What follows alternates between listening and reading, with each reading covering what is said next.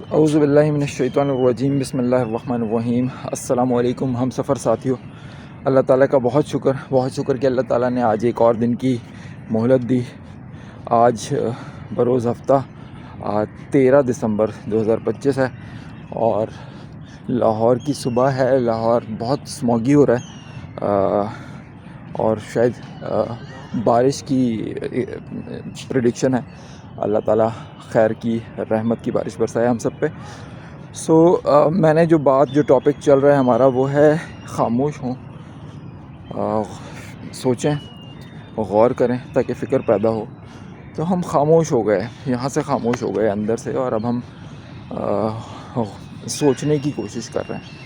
سوچیں کس چیز پہ؟ اپنے آپ پہ غور کیا، اپنے نام پہ غور کیا، میں کون ہوں، میں کیا ہوں، میں کس لیے آیا ہوں، میں کہاں سے آیا ہوں، میں کیا کر رہا ہوں، میں نے کیا کرنا ہے اور میں نے کہاں جانا ہے۔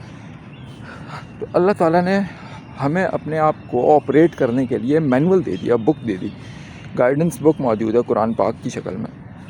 قرآن پاک کی پہلی آیت، پہلی سورت کی پہلی آیت پہ غور کرتے ہیں۔ بسم اللہ الرحمن الرحیم۔ الحمدللہ رب العالمین، تمام تعریفیں اس اللہ کے لیے جو رب ہے، پالنے والا ہے تمام عالمین کا، تمام جہانوں کا۔ اس ایک آیت پہ غور کرنا شروع کریں، کیونکہ یہ آیت ہم دن میں کئی بار ریپیٹ کرتے ہیں۔ نماز کی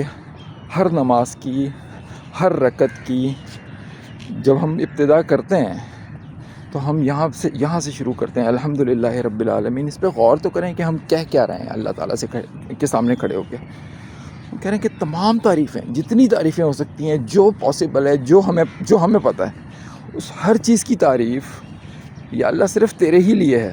الحمدللہ، تو رب ہے، پالنے والا ہے تمام جہانوں کا۔ پالنے والے سے میرے ذہن میں ایک بات آتی ہے کہ ہم بحیثیت انسان ہم کہتے ہیں نا، ہم اپنے اتنے بچے پال رہے ہیں۔ میں نے بلی کے بچے پال رکھے ہیں، میں نے مرغی پال رکھی ہے، میں نے کتے پال رکھے ہیں۔